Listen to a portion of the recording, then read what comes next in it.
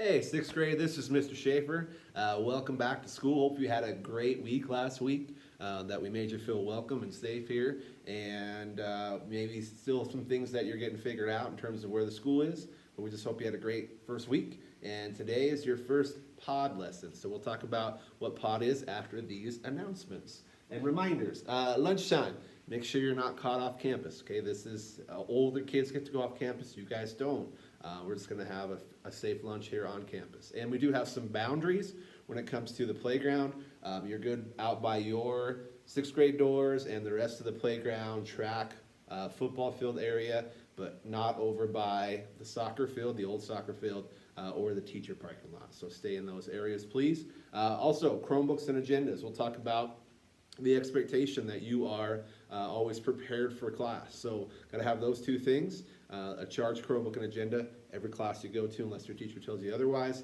And I know your homeroom teachers talked about how you can really take care of those Chromebooks. They're important learning tools for us. If you out there watching this video think that you are a leader and that you could do a good job representing the sixth grade, the whole sixth grade on the student council, pay attention next week. I'm going to be giving some information about how you can run for student council. And finally, let's all be focused on keeping WTMS green.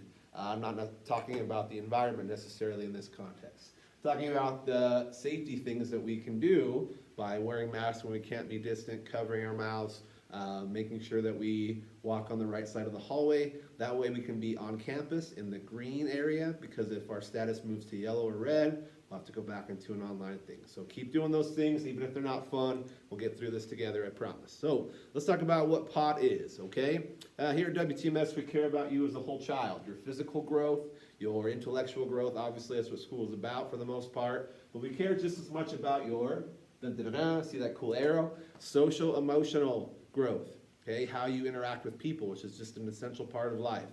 How you understand and control and express your own emotions, okay? So with me and your homeroom teachers and Mrs. Wallinger helping out, that's what POT is all about, is social emotional lessons, okay? For sixth grade year, you will be covering, if the thing goes, there it is, the 7 Habits of Highly Effective Teens. I know you're not a teen yet, but your homeroom teachers know this book. It's a great book, helps build some really strong habits on your path to success. I love this quote, that books can be dangerous in terms of their power to change your life. We really think that studying this book can change your life, so I hope you enjoy it. Before we get into that, we'll get into your first 7 habits lesson next week. I want to talk about a few important things and then help you set some goals, so it should be good. Starting with who we are, what we really care about. If you have your agenda, this is on page 2. So remember, WTMS, William Thomas Middle School, is not just our school name. Helps us remember our basic expectations. You will see this rubric posted in every classroom in which you go to. It'll be guiding how we give you our citizenship grade. Okay? It's kind of nicknamed our Habits for Success grade up there. We've been told by people after you go through high school and into the workplace that they've seen students who have straight A's on their report card but are terrible, terrible employees because they can't show up on time or work with others or have these strong work habits. So this is what we're trying to measure here is, yes, are you strong with the class material of math, but how are you as a student? How are your habits for success? So make sure you remember the WTMS acronym. You'll see it all over the school this year. Make sure you're working hard in the classroom, turning things in on time, coming to class prepared, taking responsibility for your effort. Making sure that, like I said, things are turned in to the best of your ability, that you're not wasting time. Making positive choices. So no class, you're just going to be sitting there by yourself and never, interacting with others.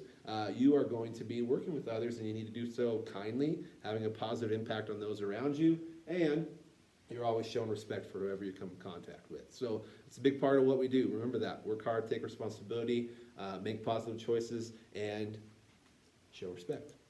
The other thing I wanted to tell you about, we did this briefly before, so this is on page 1, actually, of our school, our mission statement. What we feel like as a staff is the purpose of us being here. We want to create future-ready students that leave our building, leave sixth grade, leave even the first try of sixth grade, growing towards becoming a true Beaver, a true future-ready student. So let's talk about what that is.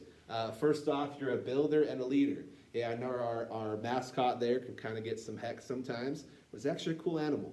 Hard worker can build a lot, and it kind of goes things alone and doesn't need to follow a crowd or anything. So I think that's cool that you as young people are really building the world of tomorrow. Okay, so from there we also want to be eager, invested learners. So I used to tell people in my class that you can have a negative attitude about school, or you can think that I get to learn maybe one new thing today, and that's pretty cool. So looking for the exciting, relevant part of the lesson, because they are in there if you choose to look for them. And also invested in your education, okay? Because it is about your future, and invest is a good word because education also means a different lifestyle and money for you, okay? So we're eager, invested learners. From there, it's okay to have challenges. We accept those, and we know it's all about growth. If you haven't heard of a growth mindset, we'll talk more about that this year. That you know that you're not dumb or you're not even smart. Okay, some people think I'm smart and I don't have to try hard. Yeah, you might be naturally gifted, but a growth mindset tells us you can always get better. And if you make a mistake, that's okay. And if somebody gives you a hard math problem or science experiment, you don't want to be like, it's too hard, I can't do it. You want to accept that challenge and say, this is about growth for me. From there, we also value diversity. Okay? People from different areas, walks of life, different religions and ethnicities. It's good being around those people. They have stuff to offer for us. Okay? We should be really accepting of that. Certainly never being judgmental about those things or assigning some stereotypes about those things. So the V stands for valuing and really saying, let's get as many different types of people in here as we can. From there, we also have the E stands for empathetic and kind. That's a school-wide focus this year. If we want to be kind to everybody, that quote up there, if you can read it, talks about how no small act of kindness will ever be wasted. You've probably heard all sorts of little sayings about kindness, but you'll hear a lot this year that middle school, they're hard years. They really are. I'm not going to lie. But they can be great if you're somebody who looks around and says, they're going through the same struggles as I am, or even looking at staff members and saying, what are they going through? And just trying to make everybody's day a little bit brighter and happier. And when we do that, the school's a pretty awesome place. We hope you can contribute to that. From there, we are resilient as well. Okay, we know that when you do have setbacks, like Nelson Mandela here, who had some of the most amazing, heart-wrenching setbacks ever in his life, we know that that's okay. And you may flunk a test, you may go through something, you may have your first boyfriend or girlfriend, and maybe they'll dump you eventually, okay? Resiliency is the ability to get yourself back up, okay, and say that's not going to define me, it's going to help me really learn. And then you think, I'm never a loser, I either win this particular battle or I learn something for the next one. So that's what resiliency is about. And the S is all about problem solvers. The future world is going to be complicated. It's already complicated, and we want people, students, that have a creative mindset. They can look at something and say, how do I think outside the box and really come up with the best solution for this? So that's what the Beavers acronym is all about, hoping that you are a hashtag future ready student. So the rest of your time today is going to be spent on goal setting. We tried to make your agenda really useful for you this year, and we hope that it is. So on page 3 is a place for you to write your schedule. Yes, hopefully you've done that, but also to write a SMART goal. Your teachers can tell you a bit more about a SMART goal. I think we're asking you to set 2, one that's more academic in nature about school and your performance in the classroom.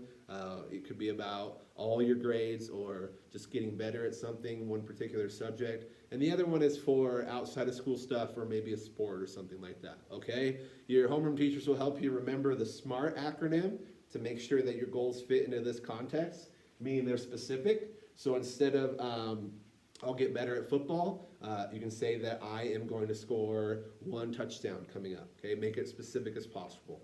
Measurable means you can have some way of saying, have I actually grown? So you can say, if I got a B, you could say measurable, I'll have A's in this classroom.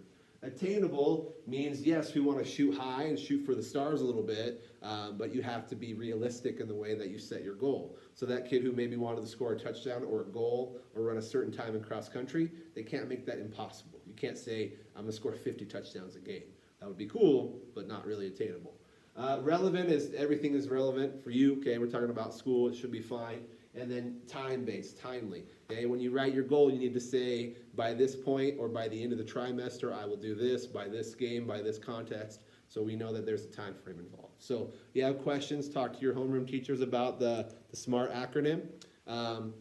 Setting goals sets into habit 2 that we'll talk about later on of having a goal. There's a quote from Alice in Wonderland. The Cheshire Cat tells Alice, where should I go? And he tells her, where you want to go? And she says, not really. It doesn't matter which direction you go. So without a goal in mind, you're just kind of wandering. Okay? So we're going to help you have some things on your horizon that you're shooting for, that you have a target that you can hopefully reach.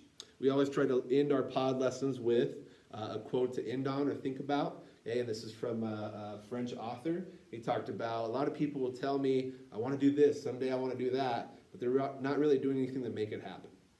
I want to be a doctor, I want to do this. You can do all those things, I promise you, but you need a plan. You need a SMART goal in mind to help you along that path. So hopefully you find 2 good SMART goals, one for school and one for other stuff.